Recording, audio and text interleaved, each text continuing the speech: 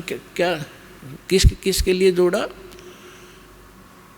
परमात्मा कहते सर्व सोने की लंका थी वह रावण से रणधीरम, एक पलक में राज बिराजी जम के पड़े जंजीरम। और सारी सोने की लंका बनाए बैठा था और 1 ग्राम सोना भी साथ नहीं ले जा सका। तो फिर हमें ये ज्ञान होगा। तैसे गीता अध्याय नंबर 7 के श्लोक 29 में कहा है कि जो जरा और मरण से छूटने के लिए प्रयत्न कर रहे हैं और कोई वस्तु की इच्छा नहीं रखते, वे उस परमात्मा से, तत्परम से और सारे अध्यात्म ज्ञान से और सभी कर्मों से परिचित हैं। उसी का दिल डटेगा इस काल के जाल से, उल्टा हटेगा जिसने संपूर्ण ज्ञान हो जाएगा। तो कबीर साहब कहते हैं ज्ञान संपूर्ण होया नहीं और हृदय नहीं छदाया है, तो इस देखा देखी भक्ति का रंग नहीं ठहरावे। तो 64 लाख शेष थे, सारे भाग्य भगवान को पहचाना नहीं क्योंकि उनको ज्ञान नहीं था।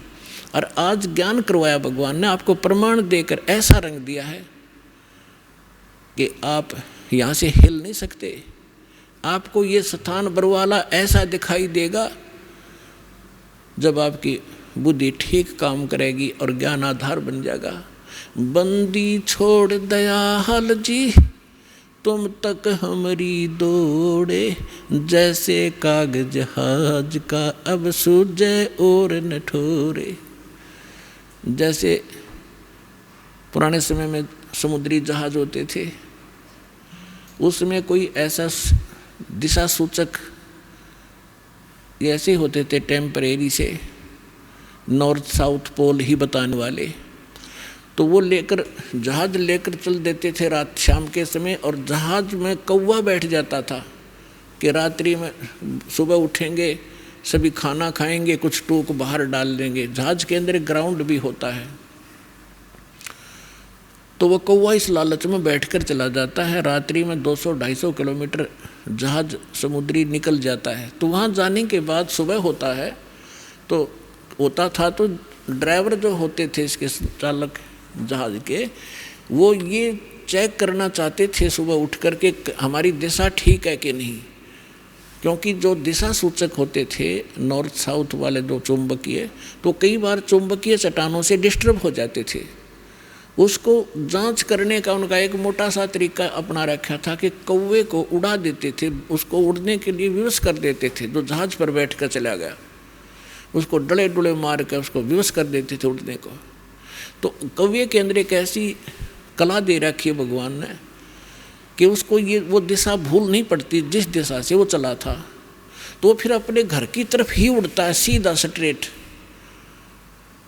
तो जिससे वो जहाज के चालक तो अपने उस इंस्ट्रूमेंट की जांच कर लेते सही है या गलत है तो सेट कर लेते अपनी दिशा जहाज की। और थोड़ी देर में वो कौवा उड़ के थोड़ी बहुत दूर जाता, 1000-2000 फुट, फिर उसको कहीं स्थान नहीं दिखता कहाँ तक उड़ के वो जाकर बैठे। अंत में वापस उड़ अड़ा के वापस आकर उसको जहाज ही दिखाई देता, उसकी जान बचाने वाला।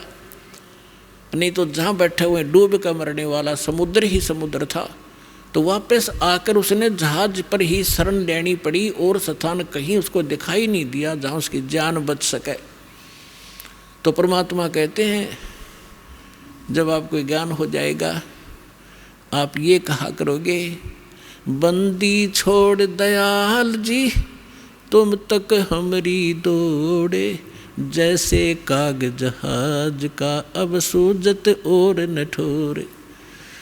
अभी तक तो ये नकली कोई कुछ कह देता है, कोई कुछ कह देता है, लेकिन जब आपको ज्ञान हो जाएगा आप उनकी नहीं मान सकते, वो चाहे आपकी ना मानो।